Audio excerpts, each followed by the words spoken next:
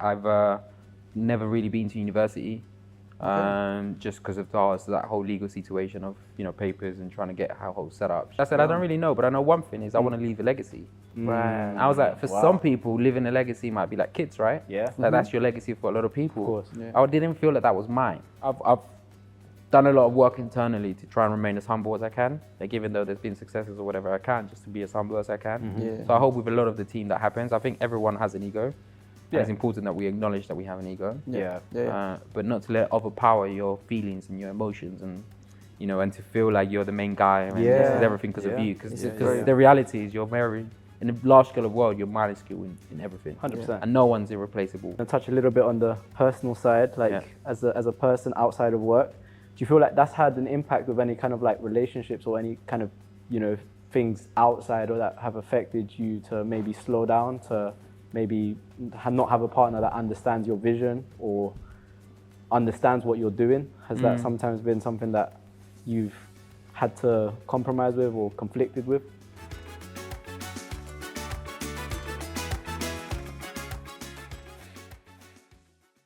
Daniel, thank you for jumping on. Thank you for coming in today to Chico Talks. You are the first guest here with us today, so we want to thank you today for your time. Want to know just a little bit more about yourself, within the corporate environment, your job, what it is you do, who you are as a person as well, and just being able to share your story. Yeah, thank you for coming as well.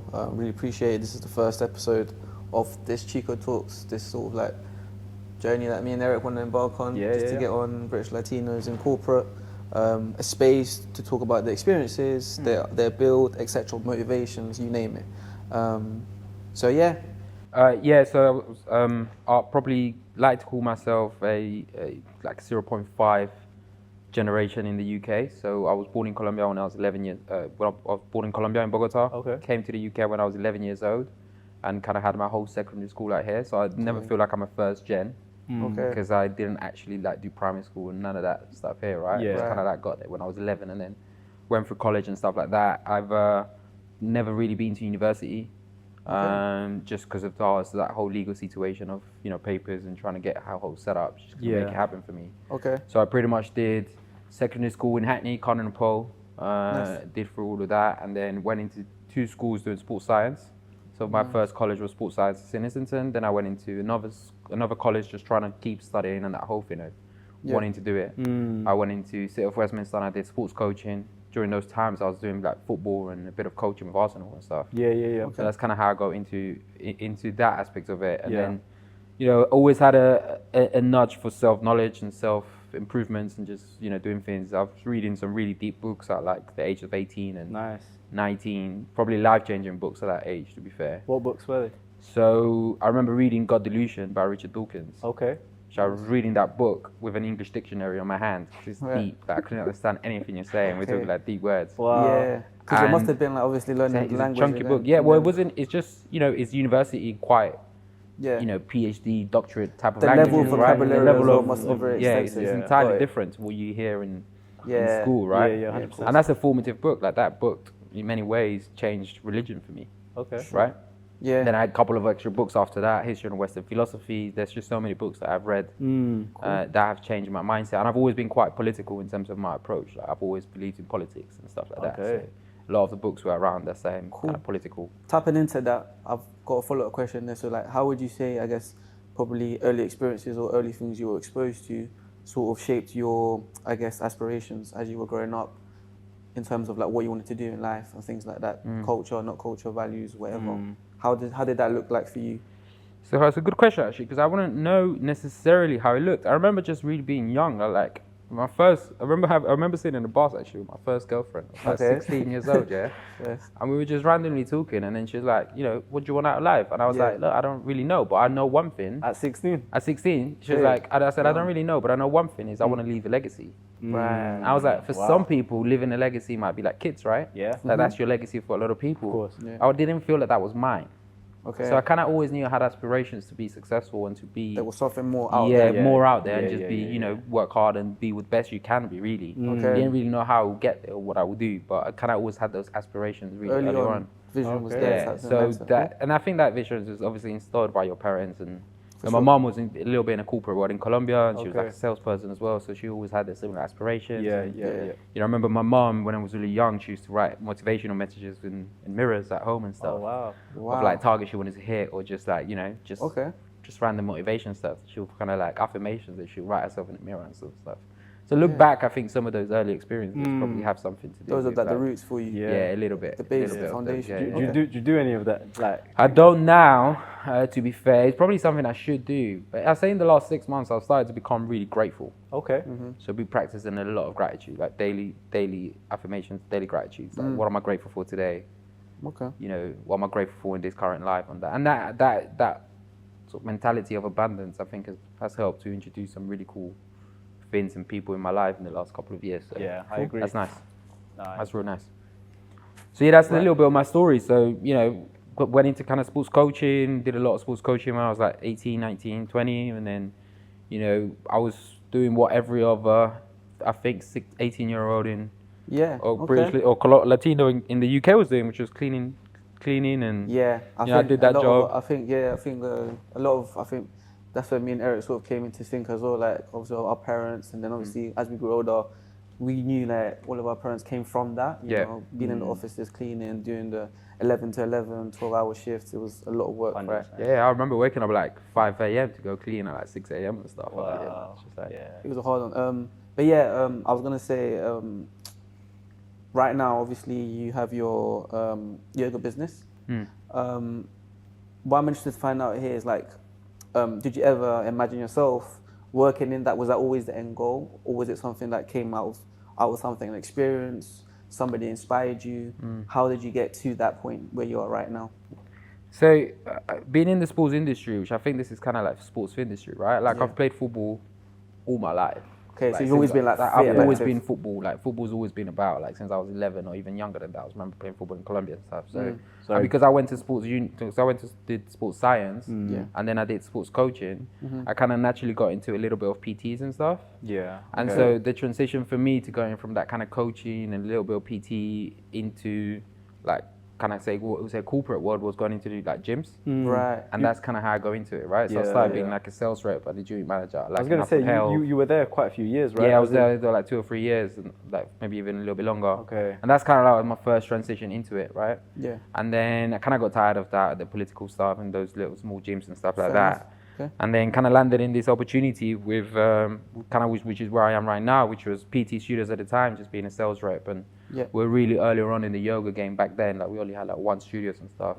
Right. And then just kind of slowly started working. You know, it was kind of like what you would imagine to be an early stage founder type of thing. Like I was first employee. Right. Wow. What, more yoga? Yeah, the whole business, I was first employee and stuff like that. The rest of the people were like contractors and stuff. So, Wow. Okay. and then obviously through that, you kind of just, you know, you start hustling, and I've always kind of had a little bit of that hustling mentality too. So, you know, you start building something, and then you start creating something, and then, you know, you work your way up, and then you kind of just start creating, and you keep creating, and you keep going. Yeah, man. So it's never really felt like a vision. Yeah. And it's hard sometimes for me to look back and be like, oh, what has allowed me to leave or have the life or the work that I currently do? And it's not like I feel like I've really had a vision. It's always been like, what's next, right? Like, okay, you just hit a certain target you had in your head. Yeah. Like, you know, 5 studios, 10 yoga studios. Now you're 20, right? Yeah. Now you're like 30. Okay, now I'm like 39. Okay, what's the 50s? next? 50s. After 50 is going to be something next, and you always just keep going. But do you feel like you're still in that mindset of Yeah, like, 100%. what's next? What's next? How do you balance that with living here in the moment and being grateful for what you have now? I think that's the moment. That's the idea of gratitude, right? Like, what am I grateful for now? Okay. Yeah. But I'm still looking ahead. Like, I still want to like the targets get As you should. Yeah. 50 more yoga studios. But then from then on, I'm already thinking like, 100%. well, you know, Manchester's going to come about. You know, Madrid. You know, the rest of Europe. You know, what can we do to start getting there? And you already kind of start making some decisions and some framing of certain things that happen to get to that, right? So you kind of start working on it from like early on. Yeah. Okay. Yeah. And do you feel like, going to touch a little bit on the personal side, like as a person outside of work, do you feel like that's had an impact with any kind of like relationships or any kind of, you know, things outside or that have affected you to maybe slow down, to maybe not have a partner that understands your vision or understands what you're doing? Has that sometimes been something that you've had to compromise with or conflicted with? Not so much, to be fair.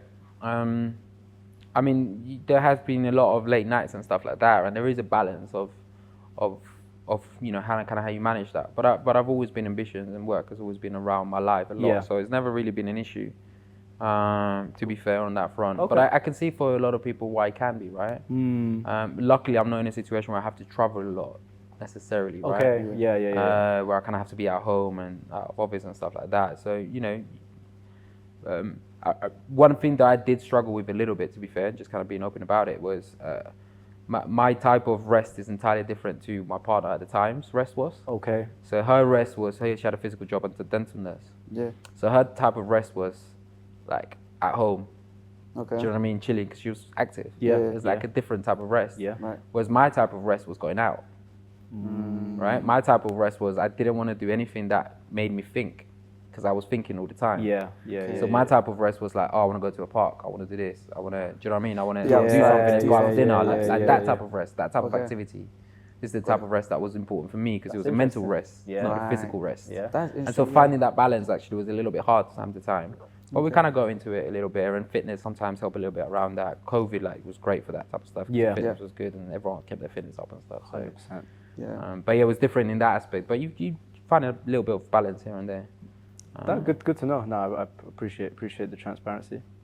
Yeah, we've, you know, just delving into that, I guess, topic. I guess you, right now, having this company, whatever, you've become a leader, right?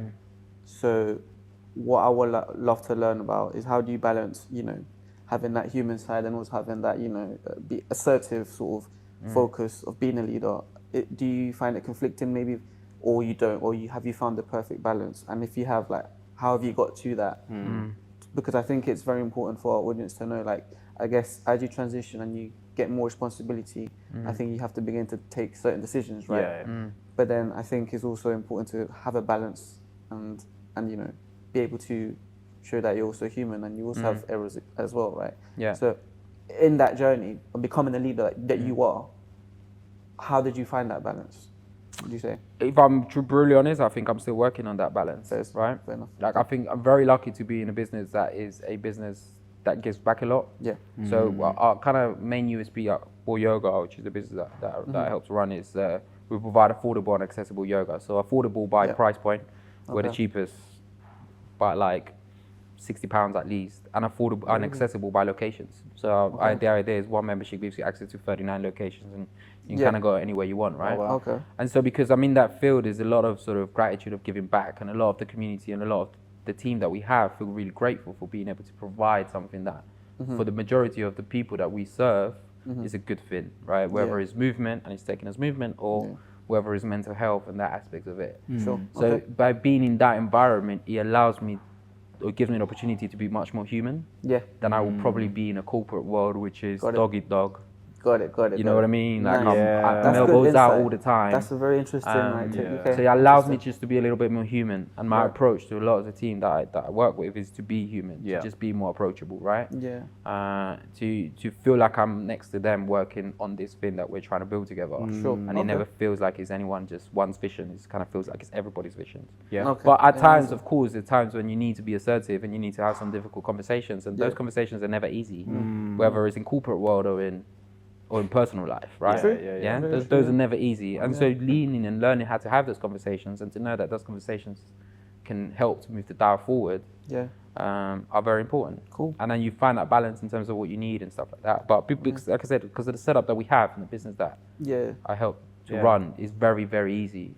It allows you to have be human, have yeah, that to just be a much more human interpersonal approach. Yeah. sort of And relationship I've with people. never, I've done a lot of work internally to try and remain as humble as I can. Like, even though there's been successes or whatever, I can just to be as humble as I can. Yeah. So I hope with a lot of the team that happens. I think everyone has an ego.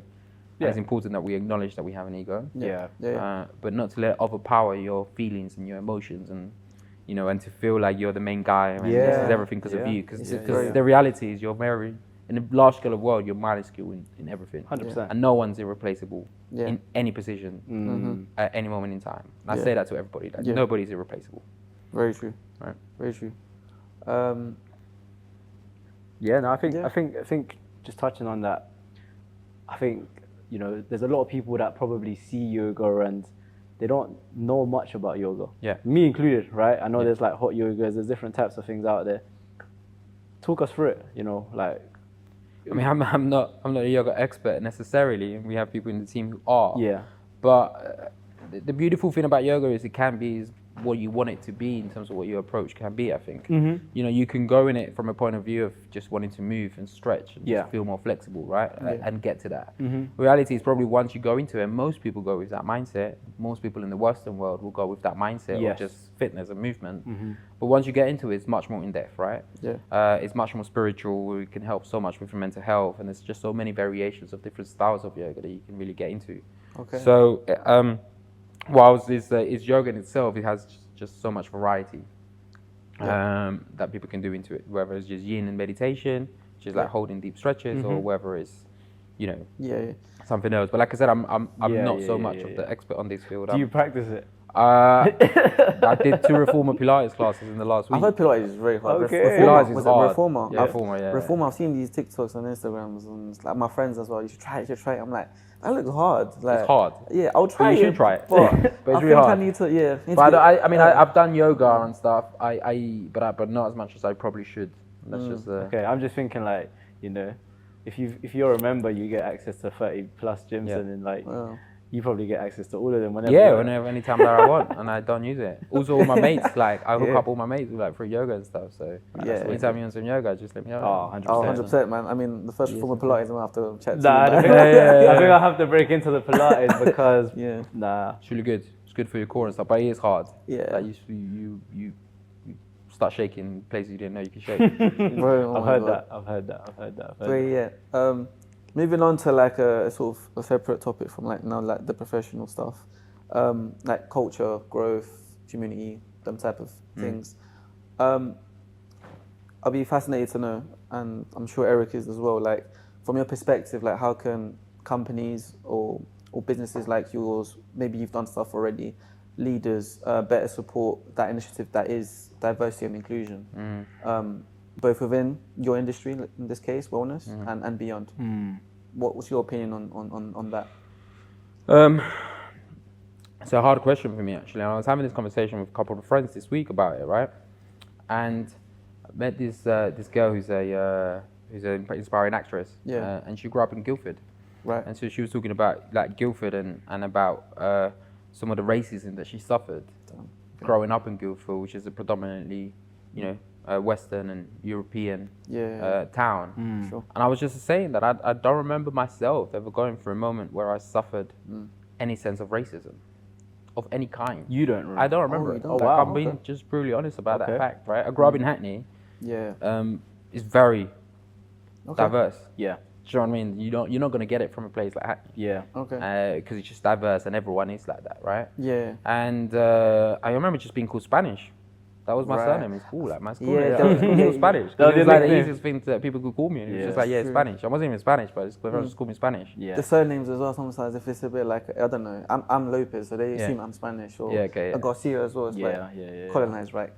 Yeah, This well, is I'm facts. Daniel, which is Western, and Marin, which is almost like Western. exactly. too, So so it's then like it's nothing like assumed that. this guy is Spanish. And or whatever. but going to the point of diversity, like, when she was saying this point where she felt like she was going for all these roles, that for her it felt like a tick box, right? That the other people on the other side were just doing a tick box exercise to feel and make it seem like you were being diverse, right? As if they gave As if cared. they Yeah. cared about it, right? Yeah. So I don't know. I don't know if I truly have an opinion or an answer on that point. To Okay. be fair, because it's not someone I've personally been Sure. affected by, and I'm Okay. sure there are other people that have to Yeah. and have been affected by it. Okay. Yeah. That's I would work in the mindset much more that everything's under your control, okay.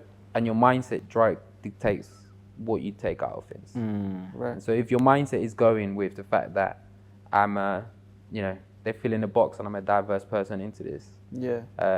that's what you would get Yeah, out of yeah, it. yeah, yeah. Right? Okay. That's a If good you go into the mindset of I'm good the best for perspective. this position, I'm the best for what I can do here, and I'm the best that I am person right now, Yeah. Yeah. I think the mindset changes. So Sure. that's my point of view No, on no, it, of right? course, yeah. But I'm sure other people's have different. So I can only speak from my experience. and It's be always one good to that- get like I mean, perspectives like from different people, Yeah. different backgrounds, industries, etc.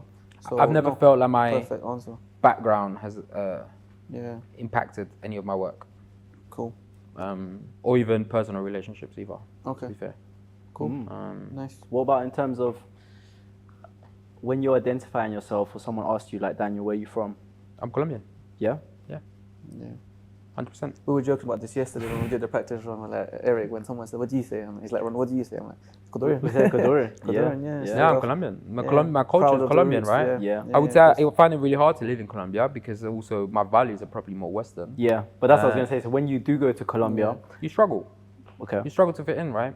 Okay. And I used to listen a lot to Facundo Cabral, which is an Argentinian Oh, really? musician, and he has this song called "No soy de aquí ni soy de allá." Okay, yeah, I think I've heard that one. Yeah, Yeah. maybe And maybe the it's- newer one, maybe the newer version of it. It, but- it is that in itself, right? Yeah. And I've heard this in another podcast recently of some guys that are also British Latinos were talking about it. But it is how you feel. 'Cause you feel like you never really fit in. Yeah. Yeah. I would say I kind of have been managed to somehow be comfortable in both, because like I live like my side hustle. I have a little side hustle outside of Mo Yoga, which Okay. is called Latin Roots. So I run Right. an online record store selling Latin music and stuff. Oh, And I've that's seen just that. the- I've seen that. I've seen Nice. that. That's yeah, just the what I enjoy as a hobby. Even I've been like DJing at salsa clubs when I was like 18 and stuff Oh, like is that it? in London. Nice. You were a DJ as well? I was yeah. I was wicked. DJing a while for Cool. about 5 years of that sort of Nice. 18 to 23. And so I was kind of like in that culture too, where I never Yeah. really like felt out of place in that space, and like Yeah. so I kind of have managed to sort of be in that space, but then I'll also be in this kind of other space, which is a lot more Western, or Yeah, we're in yeah, just a different type of people. Well, that's cool. Like you experienced like both worlds. And, like, Yeah, like I you have know, met. It's always good. I I've think met, that people I met a friend who's just like he's Yeah. he's very Western, like he's Colombian, but he's very Western. very Western. Does he speak Spanish? He speaks Spanish, but Okay. like it almost feels like gringo. Wow. So it's quite funny. Whereas I feel like I'm a little bit in both and quite comfortable in both. It's almost like you can turn it on and off sometimes, all right? Yeah. Because then, like, depends. Like, say you're speaking to like a key stakeholder from another business or something. Like, you can use it to your advantage. Like, yeah, I'm Colombian. He might have been Colombia. It's like the rapport builder. And it's like, oh yeah, like tell me about Colombia. And then it's just, well, I get that a lot anyway from my line of work. So you can turn it on and off. And then even sometimes at work, because I have to do like certain calls in like Spanish as well, because of different parts of the world, they're just like so shocked as to how you can almost at a click of a button change your brain around. You know what I mean? I agree. I think it's a skill as well because you can adapt Yeah. to certain situations, right? Yeah. So there's a situation where you're going to be purely in a Latino, Spanish-speaking crowd. Another situation we're going to be with like English-speaking from different countries, Yeah. from Europe, Americans, etc. So Yeah. I think it's very good that we can speak Spanish and English because not only that, they're very important languages to sort of dominate as well. Yeah. I think they're very yeah, popular in the world. So yeah. I think it's a It's a great skill to have. Yeah. 100%. And yeah, you're right. If you're able to, be comfortable in different Scenarios, spaces and situations, and adapt to those, then that's a very good Yeah. trait to have. Do you speak any other languages? No, I love to, but at the moment, no, nothing more than just a desire to learn others. Yeah. Fairs. Cool. But just Spanish and English. Same. I mean, yeah. Do you speak any other language? Nah, I tell everyone I'm learning Portuguese, but I've been saying that since I was 16 years old. So, So yeah, you're so it's like lying to yourself. it's, to a certain degree, I do understand it. Duolingo Yeah. highest streak was like 101 days. I think. Duolingo's, Okay. yeah. So and then it was at the advanced stage as well. So I was like, it wasn't like like Duolingo just the basics, right? I think, but yeah, then the streak died, and then I was like, once it's gone, it's gone. yeah, it's gone, it's gone. But True. but yeah, no, I think yes, it's very interesting times. Dan, anything? Should we jump onto the quick Yeah, fire yeah, now? Yeah, so Yeah. we have like quick fire for you. Yeah, cool. There's a little few things that me and Eric said we could ask you. Yeah, gone. So I'll start off. Well, how do you want me to answer these? Is it like one question, one word answers, or just one word answers? One word answers. Okay, cool. You're a Crystal Palace fan? Yeah. Who's your dream Palace signing? Dream Palace signing? Yes, dream Palace signing.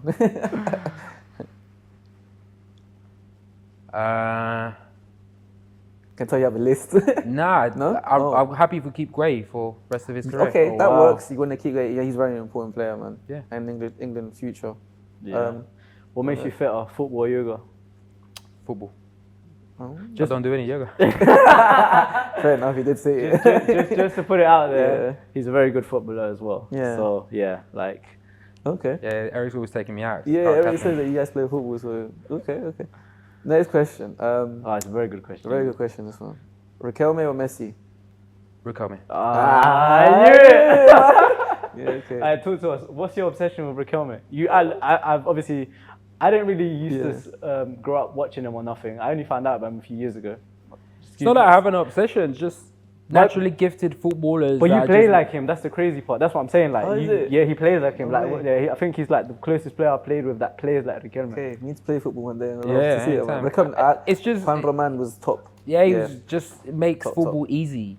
Yeah. Do you know what I mean? And that's the type of football I like. It's not an incredibly athletic player, I don't think. It's obviously big and stuff, but just made football easier. I played with his brain a lot. Yeah. Also, his nutmegs were out as well. Yeah. Which I try to obviously replicate. As much as I can. As much as I He's got the foot, he doesn't want to release it. Trying to keep it under.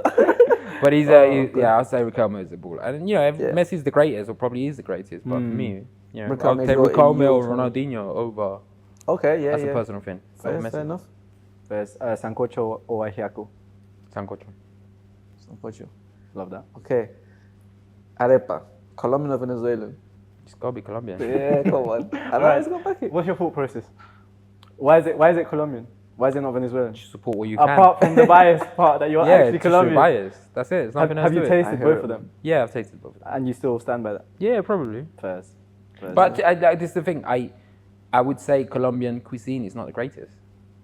Oh, wow. I would say Colombian cuisine, like Ecuadorian is a better cuisine than Colombian.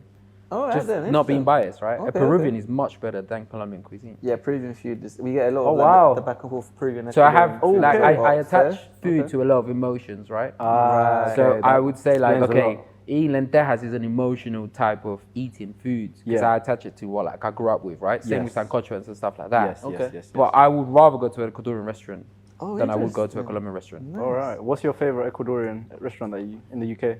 I don't go to many, to be fair. Okay. I went to this Peruvian restaurant in Essex Road over there, Tierra Peru. Tierra Peru. Yeah. That was Next to nice. it, there's Inca Plebeyo. Yeah, is that It's good? Ecuadorian, but then Tierra Peru was nice as well as Peruvian. Very nice. Yeah, food. Peruvian. Yeah, that was really good food, man. Nice. So I think Colombian cuisine is not Okay. it's not up there. It's a lot, Fair enough, man.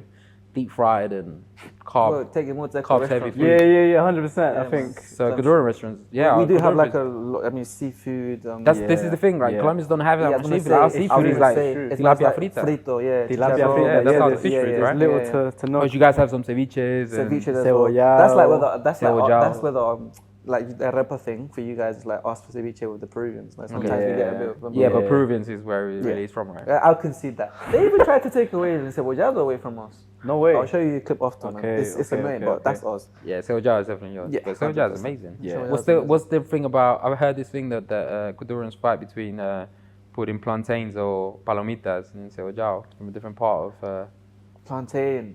He's talking about the Palomitas. No, yeah, Calomitas is canguil. He's talking Yeah. about what's it called, bro? Chifles. Chifles. Bro, like an encebollado without chifles is not an encebollado. Yeah. And you have to put mustard on it as well. I don't know if you've ever had it, No, but how do we mustard? put mustard on Yeah, it. people have with mustard. People have even bread, Okay. rice. Yeah, that's like a whole level extreme. Yeah. Well, in They Colombia, do have- we used to everyone somehow eats spaghetti with rice. Yeah, that's like carbs, like 125% on that. That's a lot, man. But then Heavy, I don't know if you read that. Obviously, not like just digressing a little bit, but it's probably why a lot of like South Americans as well are like quite on the bigger side, right? Because for us it's like it's normal, and trust me, like I've been there as well. And then I think here at one time I came and then I had pasta and rice, and one of my colleagues who was a boxer, he was like, "What are you doing?" And then I was like, this is normal, like this is like good food, yeah, right. And then he's like, "Where's the protein? Where's the fats? Where's the fish?" Bear in mind that I've done sports science at uni as well, so I'm like kind of clued up on this stuff, and I'm just like, you're actually right. It's like, It's none. and then what you eat as well is like affects how you feel. Because if you feel slumped after, then it's not necessarily a good meal for you. Yeah. To get. Cool. Nice. Yeah. Cool. And I think the last one is Yeah, is that me? Yeah, Success in one word for you. Discipline. Love that. Love that. Why? It's taken me a long time to realize that if you really want to be successful at anything, be disciplined. Show up every day. Yeah. In whatever way, in whatever state of mind you are in. Show up. Yeah. What if you don't feel like it or you can't? Show up. Sure. I think that ties a lot of the motivation and discipline. This is Yeah. because obviously Eric, I know you're very much keen on that like mindset as well. It's like something like I'm learning from him because like you're right. Sometimes there's days where you're not motivated to do stuff, but you got to keep at it. Discipline. You got to keep on doing it, even if it's 10%. But you do something. For most you people, know? discipline comes in like fitness, right? That's a cool thing if that's what you want to get into, right? Yeah. Fitness is your thing and you want to do that. But for people in work, it's just get to work. Yeah. The You know work what I mean, get to work your on time. day-to-day, Get to work on time, finish on time, do the best you can, and just stay disciplined to it. Sometimes you feel like doing fuck all and staying on social media and stuff like that for the rest of your phone, scrolling the phone and stuff. No, it But happens, man. We're all human at the end of the day, but discipline is, I would say, is taking a long time to realize that actually being disciplined is the main thing if you want to be successful. Cool. There's not even a question about talent. There's many people that are very talented 100%. out there. Yeah, I agree. Yeah, you The can have ones the who are talent, fine but are if there's no disciplined. work ethic, then it's Yeah. very hard. But yeah, okay, I think No, I think we can potentially start wrapping up there. Yeah. From your end, is there something that maybe we haven't touched, something that describes you, Dan, as a person, or makes you who you are, or something that you would like to share with us as part of a Colombian, Latin America, working in corporate, or that you want to share anyone else watching? I mean, the thing I'll probably say is that the thing that I struggled the most in where I am right now is imposter syndrome. Okay. And I think, like I said earlier, going with no university and being in a room with people who I would classify as successful by the businesses that they run or the career that they've had or in the other positions that they may be self-aimed into, and getting to the point when you will feel really comfortable to be having certain conversations is taking a lot. Yeah. Okay. And I don't know what people feel like kind of in that setting, but I do sometimes feel being as an immigrant or being as someone kind of new into it, you don't walk with the same confidence as a lot of other people do. sure. In those settings, right? Yeah.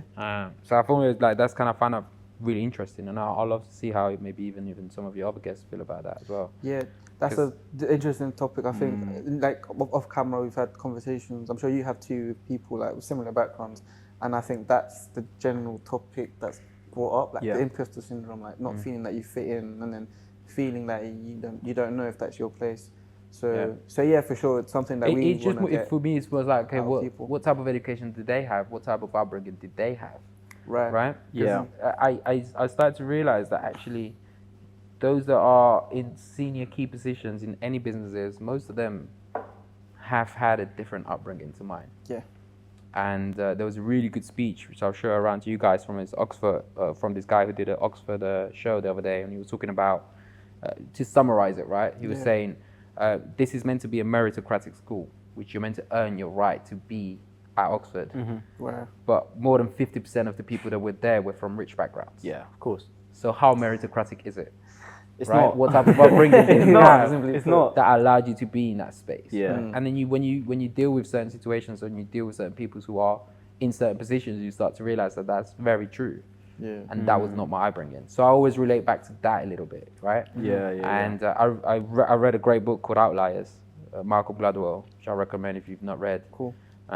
But that book changed me a lot because it talked about it is not anything about who you are and what you're not. It's more about your upbringing, right? So he's done a thing where, for example, he talked about, I can't remember the statistic necessarily, but over 60 or 70% of people that were playing professional ice hockey in Canada were born between January to March. Okay. And the main reason for that is because when kids were really young and they're born in January to March, in that year group, they naturally are bigger than everybody else. Because they're almost like a year older than physically, right? So those kids were given an opportunity to work more on being an ice hockey player than the rest of the team. So when you're naturally bigger in those spaces, you basically, just by being born in that time, already had like a 20 or 30% higher chance of being something. Yeah. And so it's your upbringing, or is those things that you might get lucky with that allows you to be successful in certain things. And you can take that a lot, maybe even football and other things as well. Yeah. Right? That allows you to be that. So that book was like, okay, look, their upbringing was different to mine. But the talent or the intelligence, whether it's emotional or whatever it is, may not be different. Yeah. And so I can play an even field in this. Of course. Yeah, right? of course, man. And that was like, okay, that book changed me for that. Amazing. And that was it. There's anything else to add? I don't think it was, but I think that's amazing. Cool. Amazing. I think I think that that's the last one on yours, and then we can wrap it up there. To wrap it up, last question, I guess. What advice would you give yourself to your 15-year-old self if you could go back in time? Looking back on your journey, maybe, or maybe not. If you had the opportunity to look yourself in the mirror and then see yourself at that age, what would you say to yourself? To 15-year-old. Yeah. Not the 16-year-old with his Not the girlfriend on 16 the bus. Yeah, before that. To that guy, to the 16-year-old guy with his girlfriend at the time, yeah? I would say to myself something that I'm learning to do now, even now, which is to make decisions based on your future self. Okay. Rather than the emotion and the moment that you're living. And quite often we get into these situations where Powerful. we are just living that moment and make decisions for living that moment. Never truly thinking how you want to be in the future. True. Or what you want out of life in the future. You right? don't see the repercussions, let's say. And at that young age. therefore, Don't- when you make that happen, be strong enough to walk away from situations that's not going to be who you want to be in 12 months or in 5 years' time. Strong advice, man. Or in 10 years' time. Powerful. And I'm learning still now to do that. Like I'm No, 35 yeah. now, and that's on my mind now. Of course. And it wasn't then. Right. But I mean, like, life goes on and you Yeah, learn yeah, yeah. certain You learn stuff, stuff, new exactly. experiences, but if you have that mindset, then yeah. But thank you for that advice. Amazing. Again, thank you for your time. It was great to have you, get to know you as well. Thanks, man. I'm sure we'll Appreciate it. connect again 100%. after this. Yeah, great Play a having bit you of on that. football. Yeah, See anytime.